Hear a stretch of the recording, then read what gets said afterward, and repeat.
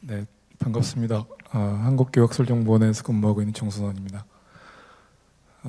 제가 그 20분까지로 시간이 되어 있는데 몇 분까지 발표를 해야 될지 혹시 알려주시면 좋을 것 같은데요.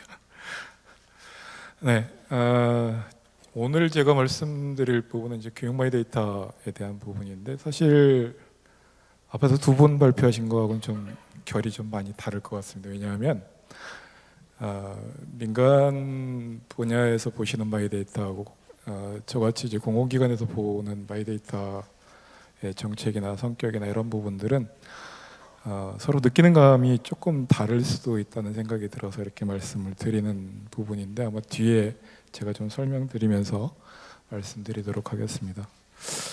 오늘 제가 말씀드릴 부분은 이제 추진 배경 부분이 있고, 이건 간략하게 넘어가려고 하고요. 교육 마이데이터 개념하고 특히 이 개념 부분을 왜 얘기를 하려고 하냐면, 물론 이제 신보법이나 현재 전자정보법에 따라서 지금 마이데이터 사업이 한창 활성화되고 있는 금융 분야나 의료 분야 같은 경우는 뭐 선발 주자로서 지금 나가고 있지만, 교육 분야 같은 경우는 뭐 앞선 연사님께서 말씀 주셨지만 최근에 이제 8월 달에 개보위에서 국가 마이데이터 추진 전략 발표하면서 중점 서비스 분야로 교육 분야를 선정했지만, 사실 교육 분야에서 느끼는 마이데이터 서비스에 대한 부분은 이제 막 준비하고 있는 단계, 이제 뭔가 해보려고 하는 단계에 있기 때문에 조금 결이 다르다는 말씀을 아까 드렸던 거고요. 그래서 그러면 흔히 이제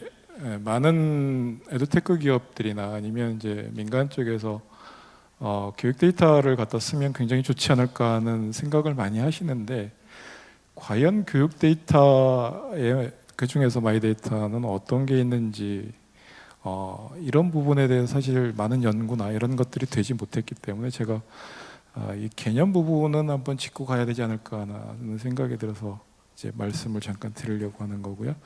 그 다음에 이제 현재 정책 현황, 그 다음에 활성화하려면 이런 부분이 좀 바뀌어져야 되지 않을까, 이런 한계가 있지 않을까 하는 생각을 좀 적어봤습니다. 시간 관계상 제가 말씀드리지 못하는 부분도 분명히 있는데 나중에 자료 공유 드리면 그 자료를 가지고 참고해 주셨으면 좋겠습니다.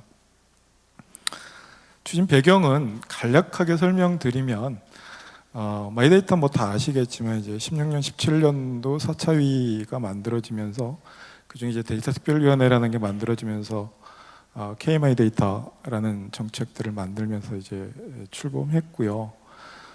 데이터 3법이 2020년도 개정되면서 여러 법률이 개정됐죠. 그래서 신보법이 가장 먼저 오타가 있습니다만 20년도 8월 달에 먼저 마이데이터 시행됐고, 작년 12월 달에 전자정보법에 의해서 공공기관 마이데이터에 대한 부분이 뭐 법상으로는 전속요구권이라고 하는데 실시됐고, 이제 최근에 올해 3월 달에 개보법에서 이제 전속요구권이 개정됐죠. 개정돼서 9월 15일부터 시행될 예정이지만, 요 마이데이터 관련된 법령은 아시겠지만 25년 상반기 정도에 시행될 예정으로 있습니다. 그러니까 개보법상으로 법은 개정됐지만 실질적 시행은 25년 상반기 정도를 생각하고 있고, 그러다 보니까 사실은 이제 뭐 시행령이나 이런 것들이 아직 준비가 거의 안 된 상태에 있다라고 보시면 될 것 같습니다.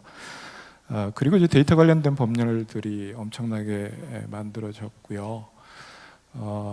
여러 정책들도 현 정부에서도 계속 발표하고 있는데, 제가 말씀드리고 싶은 부분은 기존 정책에서 마이데이터 발전 단계를 이렇게 5단계로 구분한 게 있었습니다. 그래서 0단계는 조회만 할 수 있는 정도, 그 다음에 1단계는 저장할 수 있는 단계, 2단계는 이제 전송 요구, 3단계는 대리 활용, 4단계는 전분야 확산, 이렇게 이게 조금 제가 볼 때는 의미가 있을 것 같아서 뭐 LG U 플러스의 저장 기능이 없다라고 아까 하셨는데, 그러면 LG U 플러스는 0단계인가 1단계인가 뭐 이런 생각을 해보게 되는 거죠. 그래서 교육 분야, 공공 분야는 주로 어느 정도냐면 제가 볼 때는 한 1.5단계 정도 되는 것 같습니다. 그래서 현재 마이데이터 분야도 넓진 않지만 어쨌든 하고 있는 서비스들 중에 조회할 수 있는 정도, 그 다음에 이제 일부는 저장할 수 있는 기능까지 주는 정도까지 와 있는 것 같고요. 제일 중요한 건 이제 본인한테 전송 요구를 해주는 것뿐 아니라 제3자한테 전송 요구를 할 수 있어야 사실은 이제 활성화됐다라고 볼 수 있는데, 다들 아시겠지만 정보를 보유하고 싶은 사람, 보유하고 있는 자들은 당연히 정보를 달라 그러면 주기 싫고요. 받고 싶은 사람들은 계속 달라고 하는 입장에서 이해가 상충되는 부분, 이 부분을 어떻게 해결해 갈 거냐 하는 게 저는 큰 과제 아닐까 하는 생각을 좀 해봤습니다. 두 번째 마이데이터 개념인데, 데이터 개념 중에 현행법상으로 가장 큰 개념은 데이터 기반 행정법에서 규정하고 있는 데이터 개념이 가장 큰 개념이라고 저는 생각합니다. 그래서 정보 처리 능력을 갖춘 장치를 통해서 생성 처리되어 기계에 의한 판독이 가능한 형태로 존재하는 정형 데이터와 비정형 데이터를 모두 포함한다, 이렇게 정의하고 있는데, 사실은 비정형 데이터가 뭔지에 대해서 개념 디파인을 하지 않고 있기 때문에 참 어렵습니다.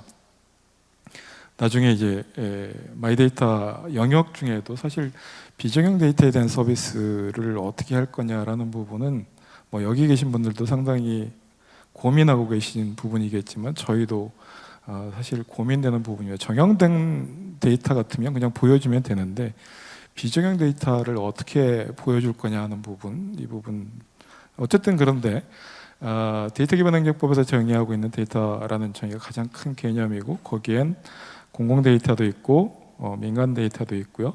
그 다음에 이제 교육 데이터 쪽에서 정의하고 있는 마이데이터 개념으로 가기 전 단계에서 지금까지 저희가 서비스하고 있는 것 중에 가장 그래도 활성화되고 있었던 서비스는 이제 에듀데이터 서비스라는 게 있었고요. 그래서 이 에듀데이터 서비스는 이제 초등교육 데이터 7개 분야하고 고등교육 통계 4개 분야의 데이터를 데이터셋으로 해서 현재 이제 누구나 와서 다운로드 받아서 쓰실 수 있도록 해드리고 있는 에듀데이터 서비스가 있는데, 대부분이 통계 데이터라고 보시면 될 것 같고요.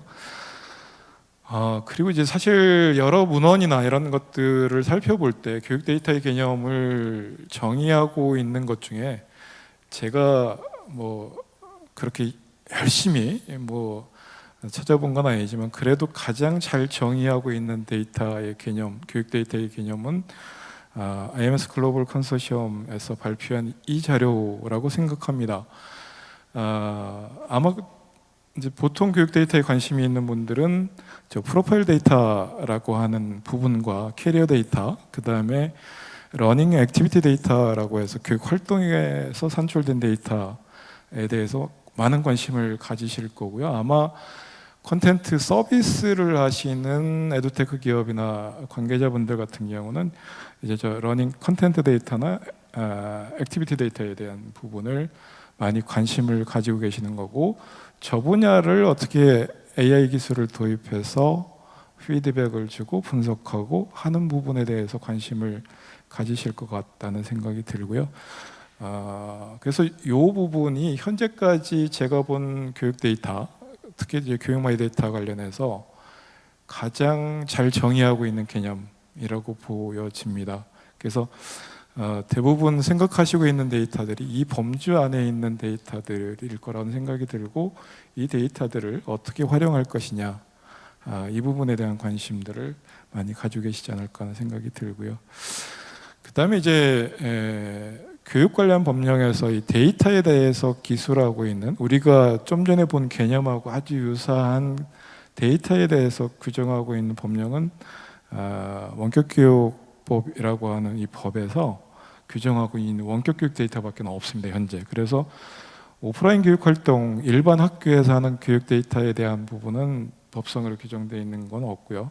다만 이제 뭐 학교생활 기록부나 이런 걸 통해서 현재 이제 수집 이용하고 있는 단계다, 이렇게 보시면 될 것 같습니다. 개념 부분은 그래서 어쨌든 이런 교육 데이터 중에 본인 정보를 본인에게 혹은 제3자에게 어떻게 부가가치를 높일 수 있도록 서비스할 것이냐, 거기에 관련된 권리를 우리가 이제 뭐 전성 요구권이라고 하기도 하고, 그래서 교육 마이 데이터라고 정의해 볼 수 있지 않을까 하는 생각이 들어서 정의를 해봤고요. 넘어가겠습니다.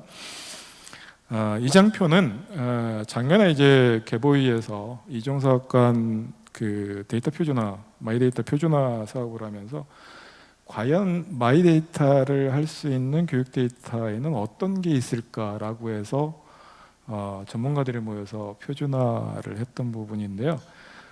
이런 것들, 특히 이제 학교 데이터 같은 경우는 뭐 학력 정보, 성적 정보, 출결 정보, 뭐 봉사활동, 수상, 독서활동, 뭐 이런 등등의 정보, 그 다음에 이제 신체 측정 정보, 의료 정보, 개인 속성 정보, 개인 식별 정보, 이런 것들이 마이데이터화 했을 때 유의미하지 않을까라고 해서 정리를 했던 거고요.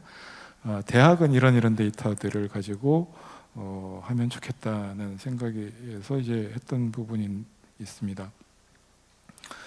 그러면 현재 그러면 교육 마이 데이터 관련된 정책은 어떤 형태로 이루어지고 있는지 좀 소개해 드리려고 합니다.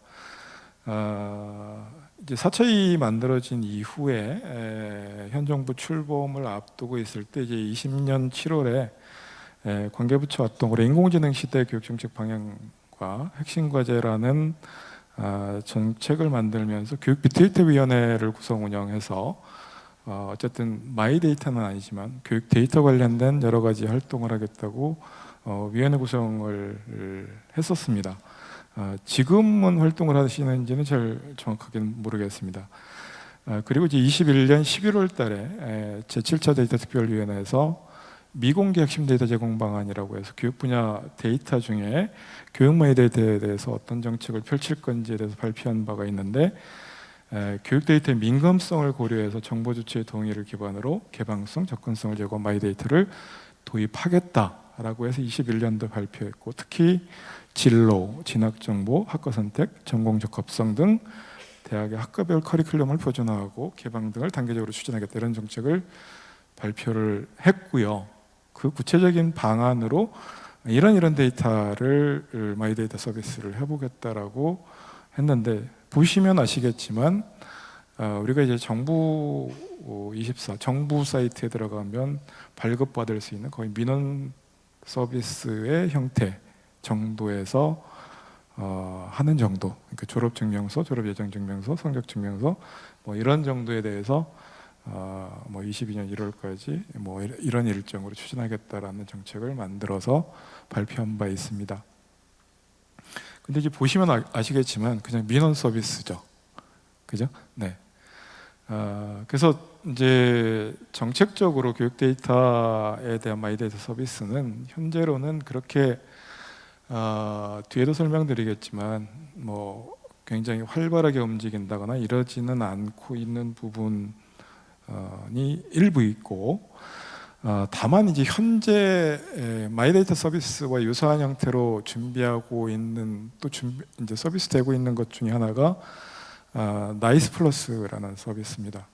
6월달에 이제 4세대 나이스 서비스가 시작됐는데, 그 중에 나이스 플러스라는 서비스를 현재 시작하고 있고요. 이 중에 학생들에게 혹은 학부모에게 자녀의 교육 활동에 대한 조회를 할 수 있는 그런 마이데이터 서비스를 하고 있고, 학생들에게는 학교 생활보기뿐 아니라 수업 서비스, 과제 서비스, 무당플 서비스, 컨텐츠 서비스, 그 다음에 이제 학교 생활 서비스에는 학교 정보보기, 학교 생활보기, 평가보기, 건강보기, 방과학교 신청하기, 이런 서비스를 제공해주고 있습니다.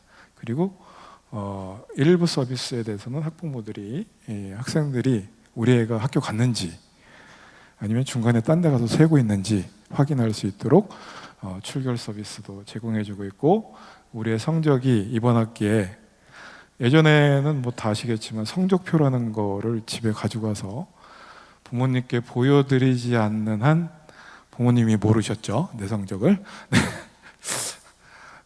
때로는 조작하기 위해서 열심히 노력했던 그런 사건들도 있었지만 지금은 이제 여기 들어가시면 조작할 수 없습니다. 그래서 내 성적에 대해서 물론 제가 동의해야만 부모님이 볼 수 있도록 되어 있습니다. 근데 이런 서비스를 현재 하고 있고요. 그래서 이제 공공에서 마이데이터 서비스는 사실은 이제 현재 하고 있는 서비스 중에는 이제 이게 대표적이고, 학생들이 이 중에서 가장 좋아하는 서비스는 학교 급식 서비스입니다. 그래서 이번 주에 내가 급식을 많이 먹어야 될 거, 아니면 급식을 조금 퍼서 먹어야 될 거, 뭐 이런 것들을 가장 애들이 좋아하고요.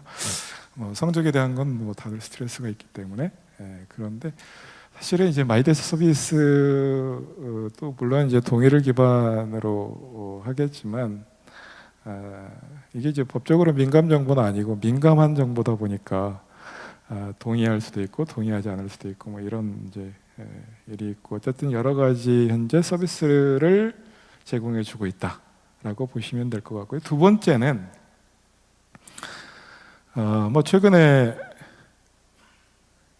좀 핫한 서비스긴 하죠. AA 디지털 교과서. 물론 이제 가야 될 뭐 방향이나 이런 것들이 아직은 좀 멀긴 했지만 현재 준비하고 있는, 그리고 이제 현 정부에서 핵심적으로 추진하고 있는 사업이긴 하죠. 디지털 기반 교육 혁신 방안이라는 거를 이제 24년 2월 달에 발표를 했고요. 그 다음에 이제 6월 달에 AI 디지털 교과서 추진 계획하고, 지난주에 이제 AI 디지털 교과서 가이드라인 발표를 했는데, 여러 가지 부족한 지점에 대해서 많이 지적하고 있고, 아마 그거에 대한 보완 이런 것들을 하고 있는데, 이 AI 기반 디지털 교과서에서 수집 분석해서 서비스 하려고 하는 데이터가 있습니다. 그게 이제 개인 특성 정보, 학업 성취 정보, 메타인지 정보, 학업 흥미 정보 이런 것들을 학생들한테 수집해서 서비스를 하겠다고 하고 있습니다. 물론 이제 어느 정도까지 될지 안 될지 하는 부분은 아직 모르겠습니다. 그렇지만 인공지능이, 우리나라 인공지능 기술이 어느 정도까지 발달했는지는 제가 감은 잘 안 옵니다. 사실은 뭐 워낙 인공지능이란 말을 많이 쓰기 때문에 그냥 웹사이트 만들어 놓고도 인공지능 기반이라고 하시기도 하고 뭐 이래서, 과연 인공지능으로 뭘 할까, 또 이런 데이터를 서비스 하겠다고 하는데 과연 될지 안 될지, 되기 위해서 여러 가지 노력은 하겠지만, 그래서 이런 플랫폼이 만들어지면 거기에 대한 마이데이터 서비스를 제공해 줄 거고, 만약 이제 뭐 이런 서비스가 이제 어느 정도 된다 그러면, 얘가 요즘 주로 수학 공부를 하고 있구나, 영어 공부는 이번 주에 덜 하고 있네, 뭐 수학 중에는 덧셈뺄셈 공부는 열심히 하고 있는데 도형 공부는 안 하고 있구나, 덧셈뺄셈 공부하는데 얘가 찍어서 맞추네, 아니면 문제를 풀고 있네, 뭐 이런 분석을 통해서 거기에 맞는 맞춤 서비스나 이런 것들을 제공해서 맞춤형 개별화 교육을 시키겠다는 게 현재 정책 목표로 가지고 있는 거고요. 근데 이것이 개발되는 교과서의 플랫폼은 개별 민간 출판사나 에듀테크 기업이 가지고 있기 때문에, 이제 그것을 나중에 이제 학생부에 기록하거나 이러려면 이제 학교에 보내줘야 되는 뭐 이런 일들이 생기겠죠. 그래서 플랫폼은 이런 모습으로 구성한다고 하고요. 시간이 많지 않기 때문에 현재 활성화를 하고 있는지, 이게 이제 잘 되고 있는지 모르겠지만, 어쨌든 마이데이터 서비스에 대한 정책 홍보를 하면서 국가장학금이나 장학금 대출 신청할 때 마이데이터로 간략하게 하겠다라는 정책을 행안부에서 발표한 적이 있고요. 활성화 방안 중에 제가 생각하는 부분들은, 사실 활용 가능한 데이터들은 이런 것들이 있습니다. 그래서 학생의 개인정보, 학교생활정보, 교회활동 정보, 그 다음에 학부모의 개인정보, 이런 것들을 현재 많은 공공뿐 아니라 민간에서 가지고 있으시고요. 이 데이터들을 통해서 표준화하거나 품질 관리하거나 이런 것들을 통해서 제공 서비스 할 수 있는 부분은 뭐 포트폴리오나 캐리어에 대한 것들에 대한 것들, 아니면 학습 분석, 그 다음에 취업 관련돼 있는 부분이 평생교육이나 뭐 이런 부분에서는 굉장히 중요해 되는 부분이고, 그 다음에 이제 뭐 기타 민원 증명 이런 것들이 되겠죠. 근데 사실은 제가 볼 때는 그냥 본인한테 제공해 줄 때까지는 뭐 이런 정도 통해서 이제 활성화시킬 수 있을 것 같은데, 교육 데이터에는 사실 민간에서 쓰시고 싶은 데이터, 뭐 혹은 여러 가지 생각하시고 계시는 것들도 있겠지만, 제가 볼 때는 이중사업 간에 연계돼서 개인에게 서비스 돼야만 시너지 효과가 높아질 수밖에 있는 데이터들이 많이 있다고 생각합니다. 그게 예로 들면 교육이나 의료 데이터를 좀 같이 연계하면 학생의 개인정보나 학생의 성장에 관한 것들이나 질병에 관한 것들이 제공되기 때문에 우리 애가 정말 건강한 건지에 대한 정보나 이런 것들에 대해서 학부모들이, 부모님들이 많이 관심을 가지고 있으시잖아요. 그래서 이런 것들이나 혹은 이제 금융, 내가 이번 달 지출한 돈이 얼마인데, 이게 적절한가? 적절하지 않은가? 뭐 예컨대 이제 뭐 다 학부모님들은 아시겠지만, 뭐 대학 진학하기 위해서 이제 사교육 업체에 컨설팅을 받았다 그러면, 뭐 좋은 학교를 가기 위한 컨설팅이면 더 많은 비용이 들 테고요. 그래서 예컨대 100만 원을 냈다. 그럼 내가 적절하게 냈는지 안 냈는지, 뭐 이런 부분, 뭐 사교육을 하는데 학원에 아니면 뭐 과외를 시키는데 내가 이런 정도 수입을 가지고 적절하게 지출하고 있는 건지, 다른 부모들은 어떤 정도 지출하는지, 이런 것들을 서비스하면 내가 적절한 비용이 우리 아이한테 교육하는데 얼마를 드는 게 적절한지, 이런 것들을 좀 산출해 볼 수 있지 않을까 하는 생각이 들어서, 교육 활동 내에서 서비스해 드릴 수 있는 마이데이터 서비스가 있고요. 네, 마무리 거의 하고 가겠습니다.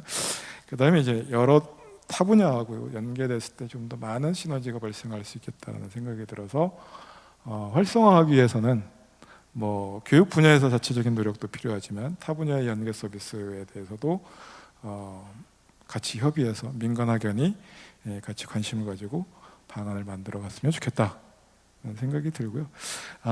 뒤에 있는 부분들은 사실은 여러 가지 고민되는 부분들이 있습니다. 왜냐하면 마이데이터 서비스라는 게 직접적으로 정보 주체로부터 수집 이용하는 데이터에 한정하고 있고요. 예컨대 AI로부터 분석하거나 예측한 정보는 마이데이터 서비스의 대상 정보가 아닙니다. 현재 개법법상 그렇게 돼 있고 전자정보법에도 그렇게 돼 있어요. 물론 서비스 해줄 수 있습니다. 해줄 수 있는데 서비스 안 할 수도 있어요. 그래서 이런 부분, 과연 인공지능이 분석하거나 예측한 정보를 활용한다 그러면 이게 서비스 대상인가 아닌가, 이게 논란의 여지가 있습니다. 그 다음에 이제 뭐 바이어스된 정보, 그 다음에 이제 민간은 공공 데이터 달라고 하고, 공공 쪽은 그 민간에서 먼저 주실래요? 라고 할 게 뻔합니다. 과연 민간에서는 공공에게 서비스 데이터 주실 의향이 있으실까? 공공은 과연 줄 수 있을까? 어느 정도까지? 이게 이제 이 마이데이터 서비스의 가장 큰 논란이 되지 않을까? 그 다음에 범위, 제3자의 범위, 이런 것들이, 이런 문제들이 해결돼야 될 것 같다. 그리고 이제 교육 마이데이터가 좀 활성화되려면 사실 거버넌스 체계가 아직 마련되어 있지 않기 때문에 이런 부분에 대해서 마련됐으면 좋겠다는 말씀을 드리면서 시간 관계상 제 발표는 마치도록 하겠습니다. 경청해 주셔서 감사드립니다. 감사합니다.